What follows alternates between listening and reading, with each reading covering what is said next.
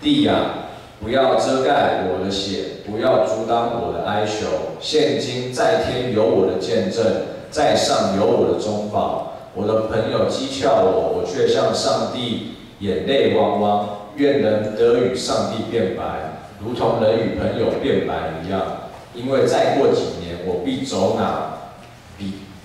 那亡而不返之路。好，正道，我们请知美牧师，他的题目是约伯的盼望。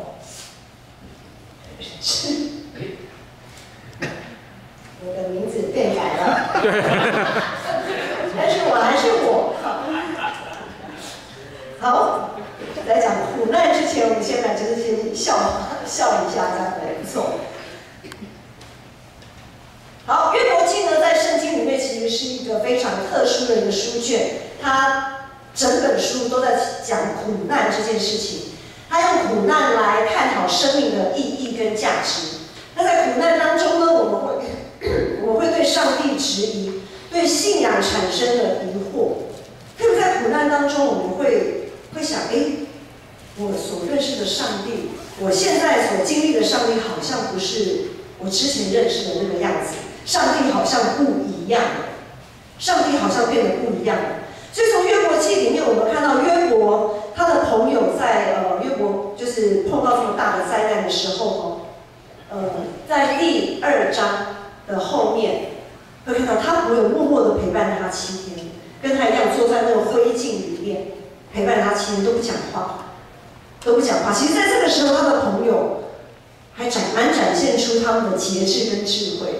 只要有去探访过病人，或是陪伴心灵忧伤的人，我相信都有个经验，就是你陪在他旁边都不讲话，其实是一件很不容易的事。很多时候我们都会想要多说一些什么，要做一些什么，鼓励他，安慰他。好，默默不出声，就是陪在旁边，坐在旁边这样子，其实真的不容易。但是很可惜，当他们陪伴约伯7天之后，约伯就开始倾心吐意之后，这些朋友呢没有办法认同约伯的他的论点，所以呢他的朋友就开始一连串的对他的指责，对他的建议提醒。在很长篇幅长达30几章节的篇幅里面，我们会发现一个落在苦难当中的人，其实他的心情、他的信仰其实是会在一个起起落落的过程当中。有的时候好像看到了盼望，好像抓到了盼望，但是可能前1秒钟抓到了盼望，但是下1秒钟又掉到了谷底。很多时候我们就是这样子起起落落的，好，不会是一个不必然是一个很稳定的一个向上过程或向下坠落的过程。这让我想到我们在圣诞舞会那个社青团契的那个戏剧，最后不是那个主角他后来想被他。中间他是被很多人迷惑嘛，很多事件迷惑，最后他要走向上帝的过程当中，也是在这样拉扯，一直拉扯。有的时候好像很靠近上帝，但是马上又弹回原点，然后就在这样子前进2步，可能后退3步这样的情况里面，不断的反复复。可是约伯的朋友却把这样子的一个约伯刚好掉在一个谷底的那样子的一个心境，以偏概全，放大来看。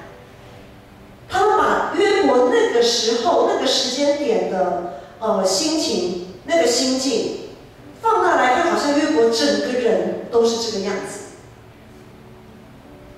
但是其实不是，我们真的要很谨慎。当我们在陪伴受苦的人，我们要很谨慎，他现在落在怎么样的情况里，但是我们不能以偏概全。很多时候，我们同样一个会友住院，可能他住院的时间比较长，然后呢，不同的时间的人去探访他，每一个探访者都会有不同的感受。可能我今天去了，那个探访者的状况特别好，特别有信心。可能那隔1、2天再去的人，另外一批人去，就会发现哇，他非常的低落。非常的没有盼望，非常的痛，非常的沉，所以这是一个过程。那每一个人从苦难走出来的过程，他所需要的时间都不一样。好，所以呢，约伯的朋友就是这样子，有这样子的误解，他们误解约伯，所以不断的要来反驳他的想法，于是给约伯带来更大的痛苦。在这样子好像众叛亲离的这样的困境当中，约伯不免说，在今天的经文，我们请雅明哥帮我们放到经文的部分。18节这里说：“地啊，不要遮盖我的血，不要阻挡我的哀求。”这句话是引用创世纪，我们知道创世纪第4章，圣经第一个描写兄弟相残的事件，就是亚伯跟该隐跟亚伯的故事。好，这个是引用自那样子的故事。那个时候，该隐杀了亚伯之后，对不对？有血从地里这样子向上帝伸冤，向上伸冤这样。好，亚伯跟约伯，不论是创世纪的亚伯，还是现在我们读的约伯，他们在信仰上其实都堪称我们的典范，算是模范生，信仰模范生。然而，其实若以上帝的义作为标准，没有任何人可以在上帝面前站得住脚。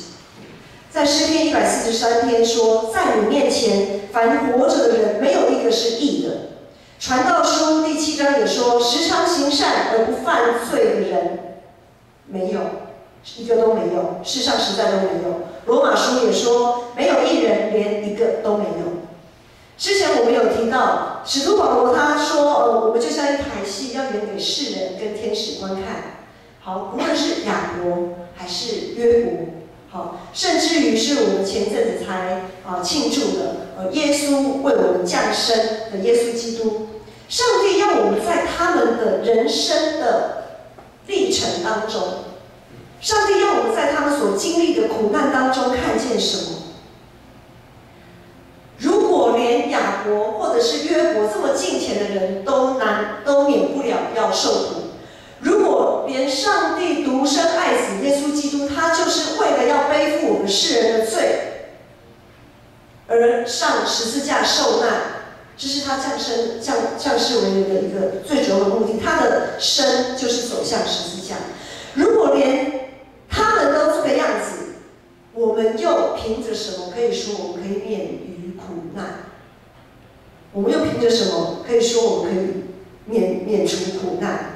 耶稣说：“在世上有苦难，但在我里面有平安。”对于上帝，对于这份信仰，可是往往我们在这个信仰里面，我们所求的好像就只有平安，只想要有平安，想用尽一切的方法得到平安，换取平安。我们总是拼命的拒绝承认有苦难这件事情。我们有的时候也会拒绝承认苦难临到我，因为苦难好像几乎等同于失败。我不知道你们有没有听过，常常有人说啊，那个人会怎么样哦，一定是哪里，比如说好做人失败那个人会怎样一定是他眼光不独到，所以他经商失败。那个人怎样，一定是在哪里做得不好，哪里失败。好像碰到苦难就是等于这个人失败，没有价值。对于社会青年，我们青年壮年来说，工作、感情、服饰、家庭等等，一支蜡烛好几头烧，很多时候我们真的很难样样兼顾。我们往往会在某一个面向会有点遗憾没有做得很完全。我们对自己的期待不满意，因为达不到自己的期待那个标准。这个对工作者来讲是个苦难，对学生呢？学生的苦难是什么？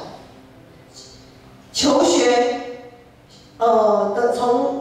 就是得到那个知识，好像只是为了考试。我们求的知识只是为了考试的话，那真的也是个苦难。求知应该是一个非常可以扩张境界、非常喜乐的过程，可是因为考试制度，变成对学生来讲，读书、学习知识变成一个苦难，然后呢，生活都被父母师长塞得满满的、填得满满的，补习，除了补习还是补习，真的是苦难。这种无人理解、心事无人知的这样子的，然后一直不断的被时间追着跑，每天就是上学放学，每天都是上班下班，生活一天一天，每天周而复始。好像没有什么意义耶。我人活着就是这样子吗？我每天的生活就是为了这些吗？真的像这样的情况，真的有时候会让人怀疑人生啊。这个人生这样过有什么意义？有什么意思？有什么意思？当我们对目前的生活、对目前的自己不满意的时候，当我们好像没有达到我们所期盼、我们所梦想的那个标准的时候，苦难就发生了。苦难就已经开始了，因为我们没有平安了，我们没有在基督里享受在基督里的平安。我们常常会以自己为中心来思考事件，很容易会用自己的努力，还有自己的学经历来定位自己的价值，甚至觉得上帝也应该要帮助我达到这些成就，然后让我看起来很有价值。因为我们不都是尊贵的上帝的儿女吗？我们不是应该看起来就非常的有价值吗？上帝应该成为我们的推手，把我们推向那个高峰这样子。但是我们必须要知道，上帝不是为了服侍人而存在的。上帝不是为了要讨我们高兴存在的。当然啦，当上帝很喜欢看到我们以他为乐，上帝也很喜悦我们在他里面享受他的丰富丰盛。但是诗篇里面有讲，人算什么？你竟顾念他。人算什么啊？人不过是上帝创造宇宙万物里面的一个很小细微的存在，一个连肉眼都看不到的病毒都可以把我们轻易击垮了，人算什么？对不对？新冠肺炎这个病毒根本看都看不到啊，流感的病毒也看都看不到啊，但是他们很轻易的就把我们击垮了。反而人才是要为了上帝而活的。我们活着是要以上帝为主体为中心，是为了敬拜他。所以上帝他为了避免或者是拦阻我们人会陷落在那个一直追求期待、追求欲望的那个骄傲里面，所以他容许苦难发生在我们身上。因为苦难实在是可以勒住我们骄傲的一项最好的武器。因为在苦难当中，我们会思考，人实在是很微小。当我们被那个流感病毒打趴的时候，我们就觉得说，哇，那我还能拥有什么？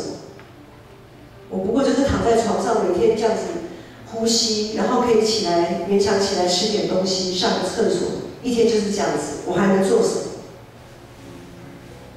我还能做什么？什么都不能做啊！苦难也会帮助我们去思考，真正的掌握在自己手里的实在是很有限，然后我们才懂得敬畏上帝，才会谦卑的看自己。由于我们对自己常常有很多的期许，导致自己的价值观跟意义都取决于我的梦想、我的期待是不是可以达成。至少梦想跟现实不能越差越远，而是要越来越近。于是我们开始把自己关在一个期待里，关在那个尚未达成的梦想，或者是已经达成的成就里面。约伯也是一样，他也一不小心把自己关在一个期待里。我们在第1章的时候，约伯记第1章有看到他常常为他的儿女献祭，对不对？生怕他的儿女因为每天这样的铺张摆宴席，然后陷落在罪里。所以约伯他一定有一个期待嘛，他期待这样子的美满的生活可以一直延续下去嘛。他也在自己的期待里面，可是，一旦这个期待被打破的时候，他就一直想要证明自己。他想要在朋友面前，在他的对话当中，其中的某些部分，他想要证明自己不是那个样子的，不是你们想象的那个样子的。他是想证明自己，可是最后他发现没有用，他的朋友根本听不下去，他跟朋友的对话一直在撞墙，处在撞墙的阶段，所以约伯还是转向了上帝。苦难是上帝向人类最大声的呼唤。其实苦难是上帝对我们的一个呼唤。要唤醒我们寻求他、靠近他、认识他、依赖他。借由苦难，我们也可以检视我们这个在以耶稣基督为基地、为地基、为磐石的这个上面，我们是盖什么样的房屋？三只小猪的故事大家知道吗？好，圣诞舞会的时候，那个儿童幼幼班有演，他们有律动那个三只小猪，大猪、大猪、二猪，中猪、大猪、中猪、小猪，对不对？好，三只小猪的故事应该大家都有听过吧？现在稍微年轻一点有听过三只小猪吗？还是只是火影忍者没有三只小猪？好，所以好都有听过哈。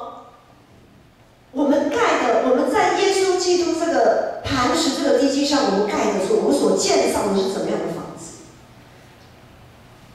是像朱大哥、朱二哥盖的稻草盖的房子，还是木材盖的房子？还是像朱小弟盖的是很坚固的？我们在哥林多前书讲的是我们是用金银宝石来建造我们这个房屋，还是用草木合接来建造我们这个房屋？我们是用什么样来盖这个房屋呢？我相信，在这样子的一个提醒底下，我们会警觉：如果我们真的还有一口气，我们还有机会，我们真的很希望像那个三只小猪的大猪、中猪一样，还有机会可以跑到猪小弟的家里，不会被野狼吃掉。如果我们还有气，还有一口气在，宁可及早重建啊！万一那个猪小弟盖的也是稻草屋、木头屋，这三只小猪就已经在大野狼的肚子里了，就已经被吃掉了。如果还有机会及早重建，总比完全来不及的后悔莫及。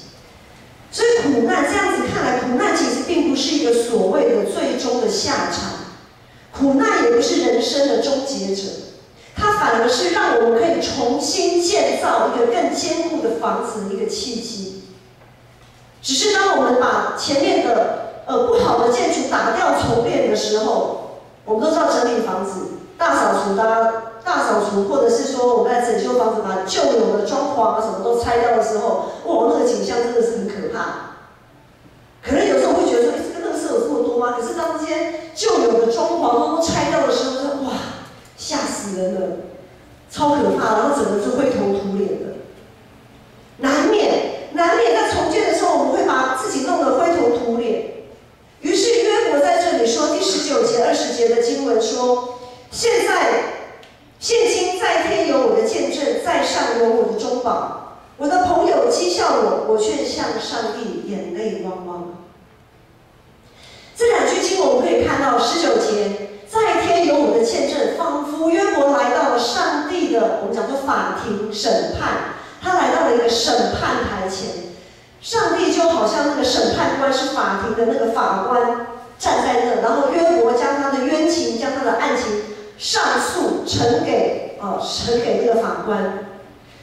那这个法官呢，对约伯来讲，上帝不只是这个法官，也是他的见证者，也是他的见证人，是他的中保，是他的辩护律师。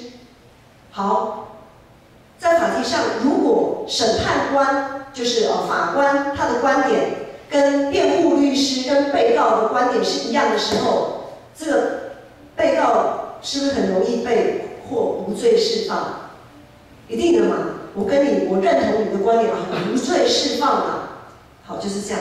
所以对于当约伯把他的眼光从朋友的身上慢慢的专注在上帝的身上的时候，上帝的形象在约伯面前就会越来越清晰了。我想在高速公路上开车。或许我们有碰过那种起雾的时候，或者是下很大的雨，那雨大到那个雨刷，即便最快速的雨刷都没办法让我们看清前面的那个路的那个景况的时候，我想问一下，这个时候驾驶你会怎么办？开慢一点，还有开路灯，开雾灯，灯，好，还有没有这样子经验的？开在高速公路上，雨大到看不清楚，然后或者是起雾。减速。哈？减速哈，就是开慢点减速。然后牧师的经验呢，就是我会看前方的车尾灯啊，我会看前方的车尾灯，我会透过车尾灯，因为已经看不到什么车的形象了，就看到两个红灯，然后顶多我们会赶快把自己的闪黄灯也给它按下去，闪那个双黄灯，然后也让我们后面的车不要追撞还是怎么样，让他们也可以看得清楚。好，很多驾驶人在这个时候都会有那个默契，就是要开灯，要开车尾灯等等的。好，当我们有车尾灯可以看的时候，其实我们就是跟车嘛。当我们跟着车在开的时候，会比较轻松啊，驾驶会比较轻松。如果你是第一台，觉得你是那种山路哦，绕弯那个山路，然后又有一点雾，你前面有车尾灯可以看的时候，你就会很轻松。你会知道哦，那边转弯了，你就会准备要跟着转弯，好，怎样，你就跟他维持一个速度这样子。好，约伯对上帝的认识就是，当他跟上帝面对面的时候，更多的跟上帝面对面的时候，上帝的形象就越来越清晰。什么样的形象呢？上帝是公义怜悯的上帝，他不会以无罪的当有罪。上帝是信实慈爱的上帝，我们的祷告他一定垂听。等等的，这些都是约伯对上帝的认识。当他在自己的梦想的那一个监牢里面看不清四周围的方向的时候，当他在跟上帝好像快要脱节的那浓雾当中，他紧紧地盯着上帝的那个车尾灯，他紧紧地盯着上帝的车尾灯。约伯就在这样子的大雾当中，在大雨当中，慢慢确认自己的方向，慢慢他的心里就有平安。21节、22节这里说：“愿人得与上帝变白，如同人与朋友变白一样。因为再过几年，我必走那往而不返之路。”约伯的一生，他知道人的一生在永恒当中真的是非常的短暂，就好像尘埃一样这么轻的存在，那么的不起眼。但是却有一位创造宇宙的上帝顾念他的需要，成为他可以倾诉的对象。上帝不会打断他的发言，上帝不会打断他的情绪，而且很有耐心的让约伯把话都讲完，让他把所有的情绪都发泄完。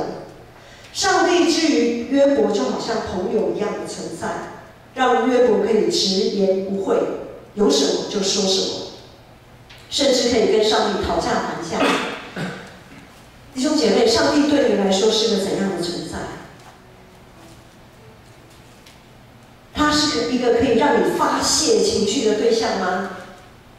试试看，他是一个可以让你发泄的对象，因为他是你的中保。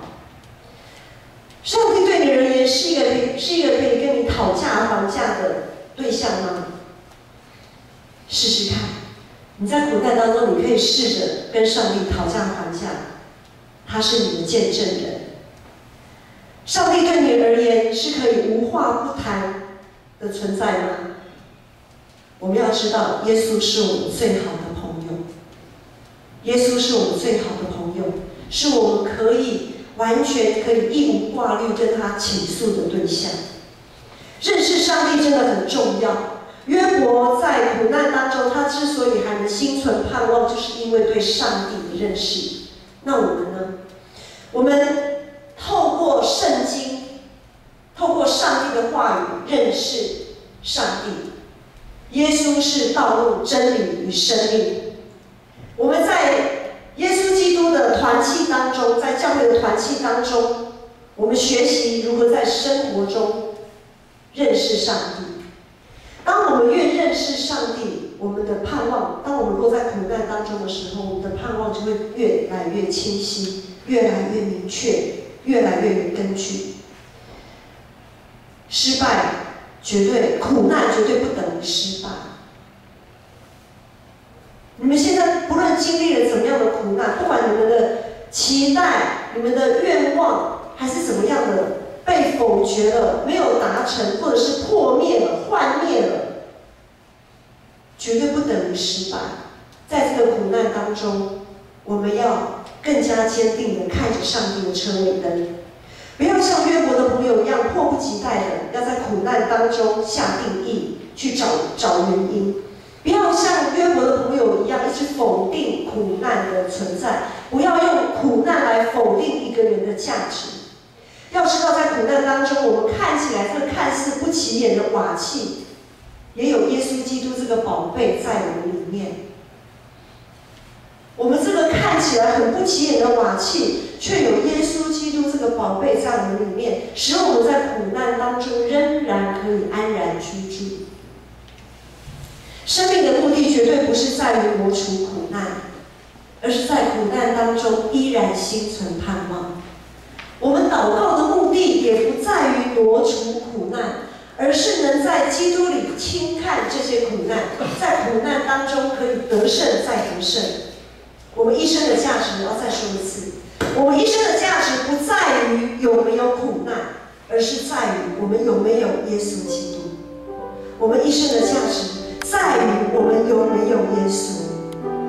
在苦难当中，我们更要停下脚步，放慢脚步，安静在上帝的面前。我们在苦难当中依然可以在主里安然居住。我们一起来起立唱这首诗歌。如果你现在正经历苦难，主耶稣是你的避风港湾。我来到你宝座，献上我的祷告，在这宁静时刻，我听见你的声音，因为你的爱已经找到了我，是我配得走进你的同在里，在这安静时刻，你聆听我呼求，享受在你的荣耀圣洁中。求你扬起脸来光照我的心，你是我心充满了快乐。主啊，你是我全然心靠，耶和华是我安然居住。弟兄姐妹，我们不要否认苦难在我们的身上，因为那是上帝要在你生命当中重新拔起建造的记号。我们不要对于我们过去所建造的茅草的房屋，或者是木材的房屋这么的扒着它不放。我们要放下，如果我们过去所建造的是需要在山地里面被拆毁的，那么我们要说出啊，我愿意顺服，我愿意顺服你把过去的那一些都放弃，都拆毁。我们要在耶稣基督里重新建造一个更稳固、用金银宝石所建造的房屋。苦难绝对不等于失败，苦难是我们可以重新得到安息，重新可以在主里面安然居住的一个莫大的一个机会。我们在做这首诗歌，用我们祷告的心，用盼望，用信心来唱这首诗歌，来到主的宝座前。我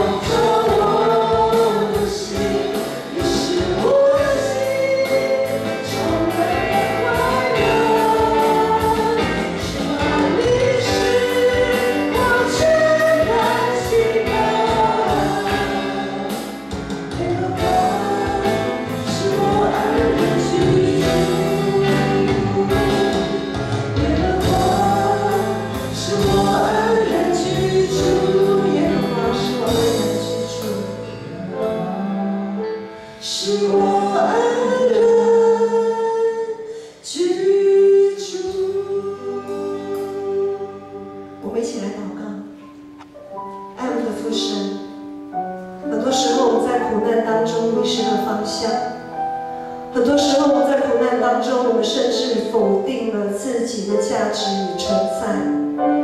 主啊，主啊，今天我们要知道，苦难是你对我们的呼唤，让我们知道，主，你仍然在我们的身旁，你仍然在我们的前面引领，你仍然在我们的背后扶持，你仍然在我们的左边、右边护卫着我们。主啊，恳求主你帮助我们，在落在这样的苦难当中，我们可以紧紧地盯着主你的车尾灯。